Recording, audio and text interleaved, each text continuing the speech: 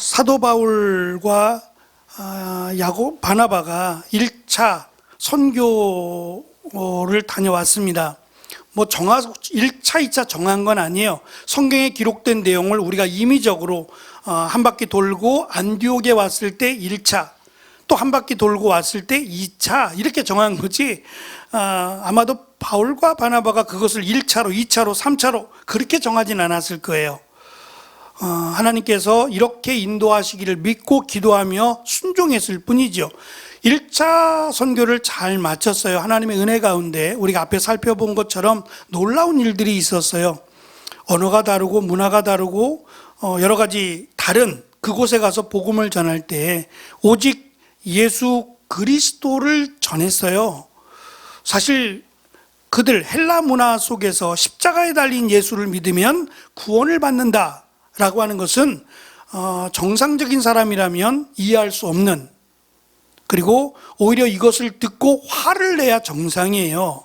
왜냐하면 그들은 다양한 신들이 많았어요. 그 다양한 신들을 믿는 게 맞지, 하나의 신, 한 분의 신을 믿는 것은 어리석다고 생각했거든요. 근데 더군다나 십자가라고 하는 심판과 저주의 상징이에요. 용서받지 못할 죄인이 받아야 될 형틀이 십자가였으니까 그 십자가에 달려 죽은 예수라고 하는 그 사람을 믿으면 구원을 받는다, 천국을 간다, 영생을 얻는다 라고 하는 말은 상식적으로 이해할 수 없는 말이에요. 그런데 그것을 믿었다라고 하는 것은 우리도 마찬가지지만 성령의 은혜예요. 믿게 된 것이 하나님의 은혜라고요. 이 놀라운 역사가 예루살렘 교회에서 뿐만 아니라 이방인 지역에서도 있었습니다. 사도 바울이 대단하고 또 야고보가, 바나바가 대단해서 그런 게 아니라 말씀의 능력이 대단해서 그래요. 그 말씀이 곧 하나님이시기에 가능한 일이었다라고 바울과 바나바는 고백합니다. 돌아왔어요. 돌아와서 하나님이 역사하신 은혜들 안디옥 교회에 전하다가 이 유대인들, 특별히 바리새파 사람들 중에 예수님을 믿는 사람들이 생겼어요. 이것도 은혜죠.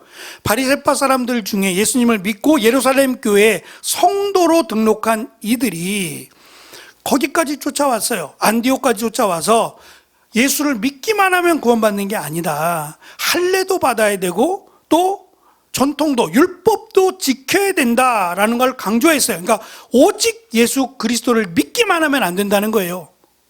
우리가 허락할 테니까 율법도 지켜라. 하나님이 우리에게만 주신 거지만 이것을 너희들에게도 허락할 테니까 너희들도 율법을 지켜라. 너희들도 우리와 같은 할례를 행해야 된다. 마치 베풀어 준 것처럼 말이에요. 우리 것인데 우리가 조금 너그러운 마음으로 베풀어 줄 테니까 이것까지 해야 온전한 구원이 된다라고 강조했어요. 그러자 바울과 바나바가 선교를 다니면서 자신들이 느꼈던, 겪었던 일들, 대표적인 게 뭐냐면 성령께서 함께 하신 거예요. 성령의 임재라고 하는, 성령의 기름 부음이라고 하는 것들이 그들에게 있었어요. 이것은 사실 가장 확실한 증거예요. 성령 하나님이 믿음 가운데, 저들이 믿는 믿음 가운데 함께 했다는 것은 하나님이 저들을 하나님의 백성으로, 하나님의 자녀로 삼으셨다고 하는 가장 큰 증거예요. 그래서 우리가 교회에서 가장 중요한 예식 가운데 성찬식을 우리가 지난주에 성탄절에 했습니다만, 성찬식과 더불어 가장 중요한 예식이 바로 세례식이에요. 세례식은 과거에는 물속에 들어갔어요. 물속에 잠겼다가 나오는 것으로 세례를 했는데 지금은 할 수 없잖아요. 교회가 물속에 들어갈 데가 어디 있겠어요.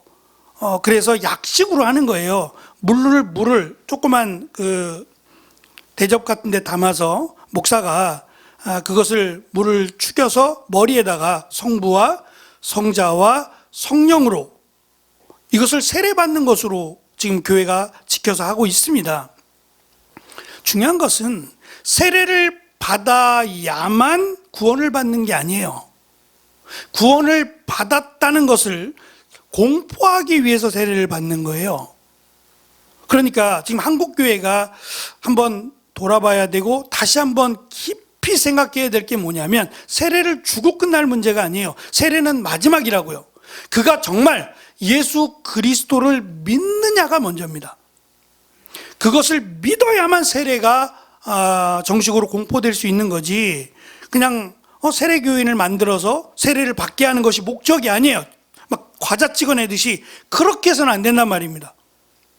실제로 병중에 누워 계시는 분들 중에 또는 군대에 있을 때 진중세례라고 하는데, 세례를 받을 수 있는 곳이 교회도 없고 받을 수 있는 여력이 없는 곳에서 세례를 받기를 원하시는 분들이 있어요.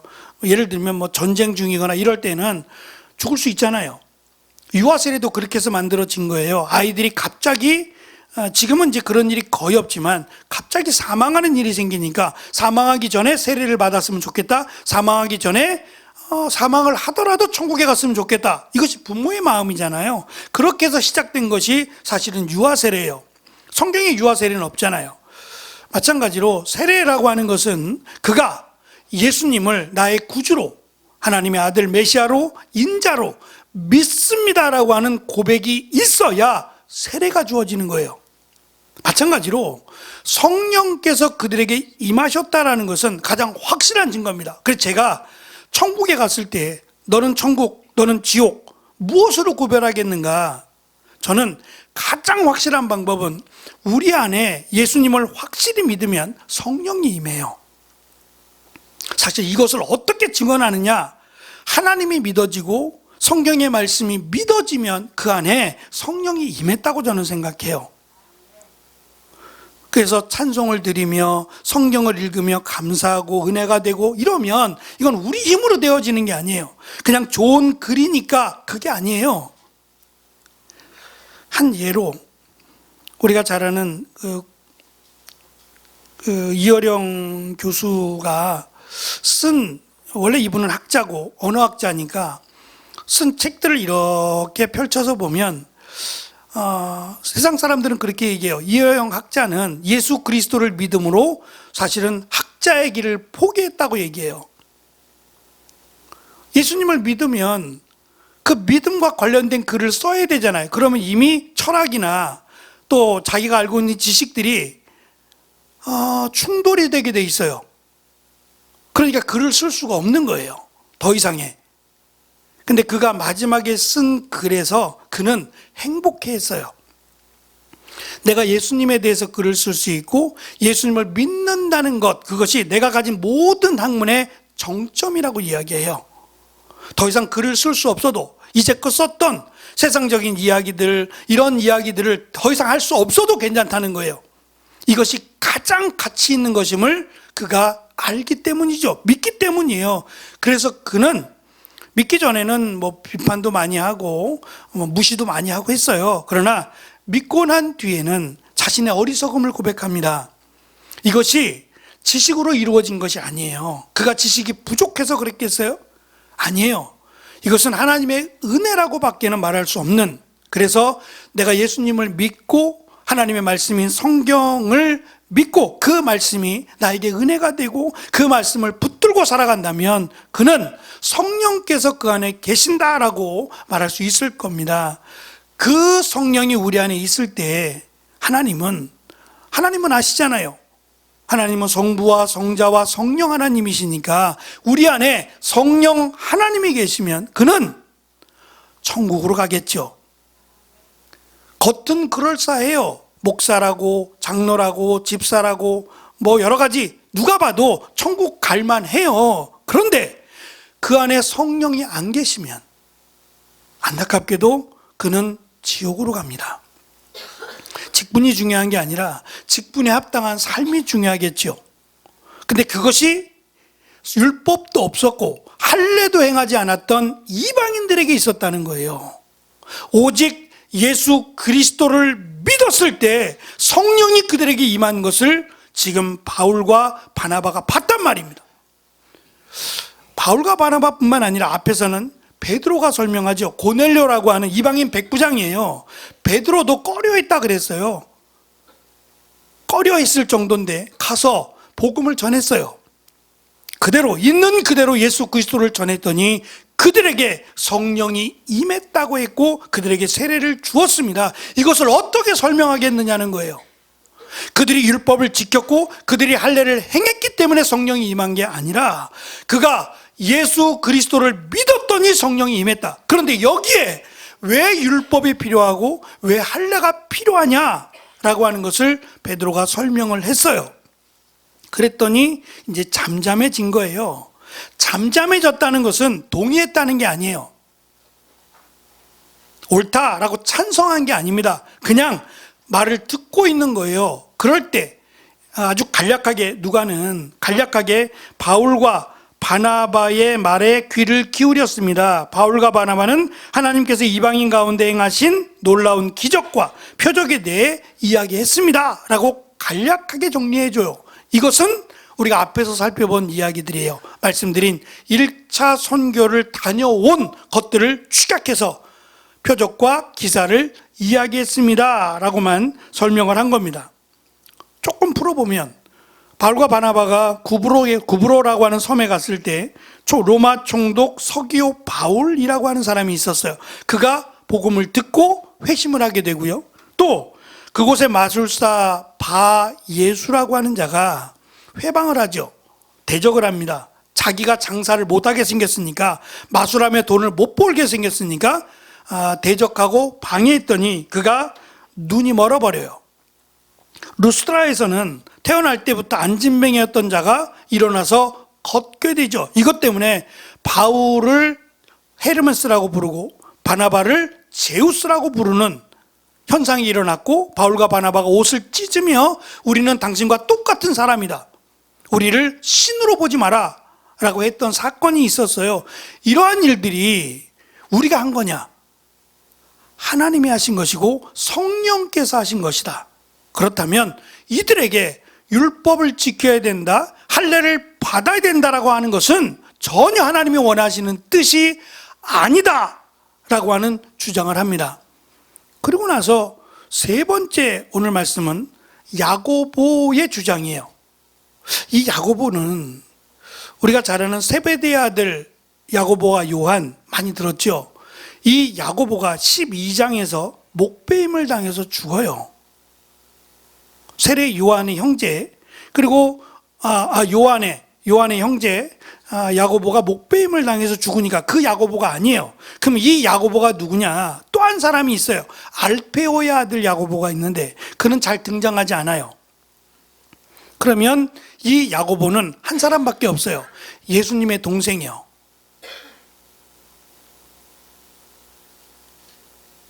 예수님의 형제들 가운데 예수님의 동생인 야고보밖에는 없어요. 그런데 이 야고보가 12장에 등장을 해요.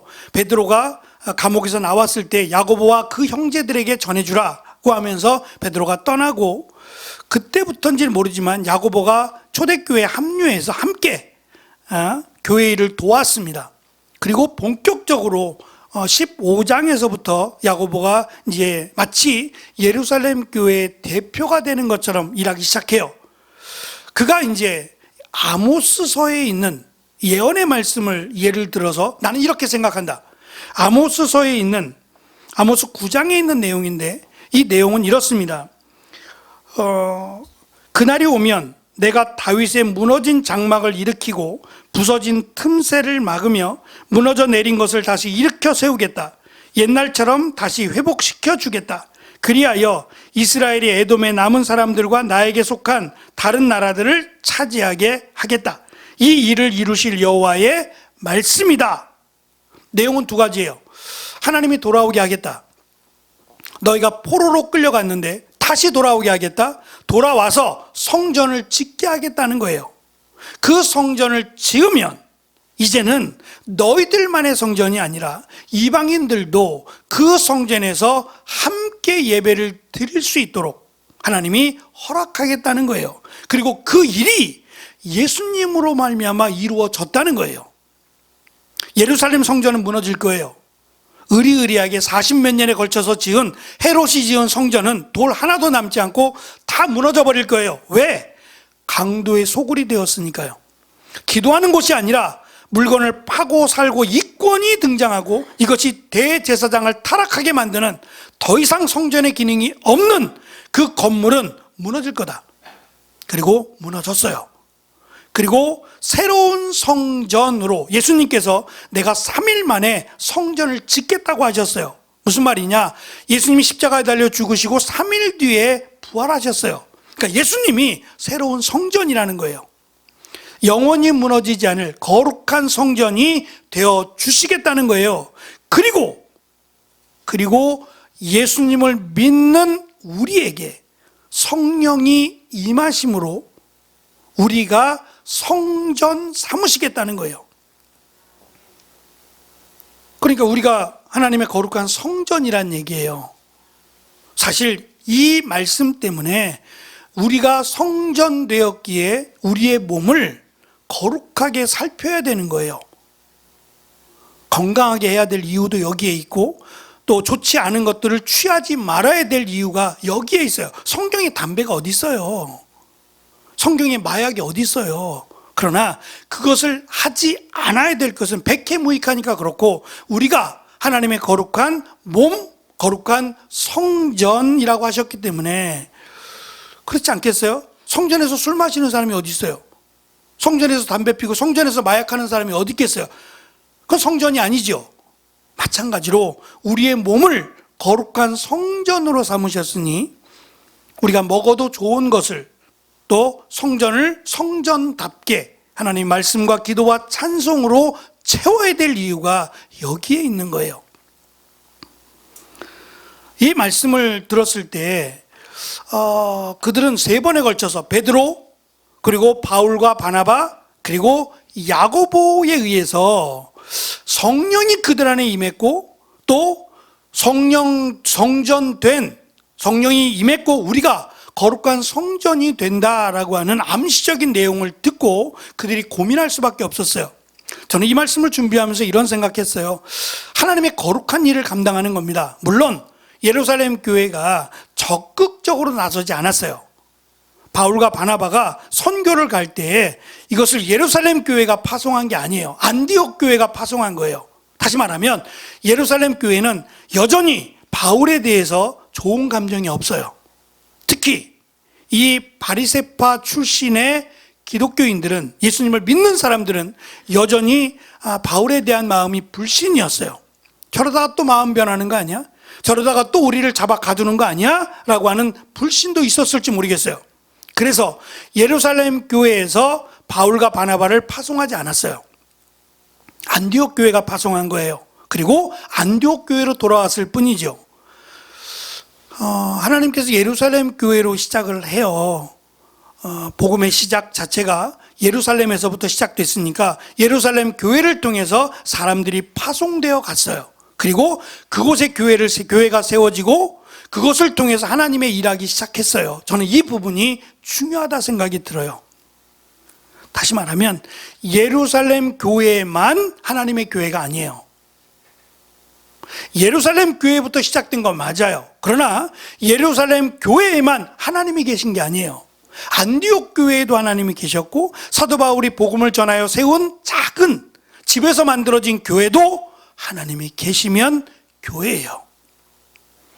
그래서 작고 크고는 우리의 생각이고 거기에 하나님이 계시다면 동일하게 하나님의 교회다라고 하는 것을 우리가 잊지 말아야 돼요.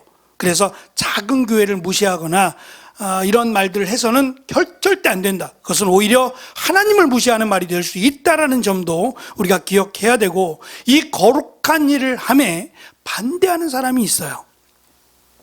그런데 이 반대하는 사람이 있다면 자칫 교회가 나누어질 수 있어요. 지금 야고보의 역할이 그거예요.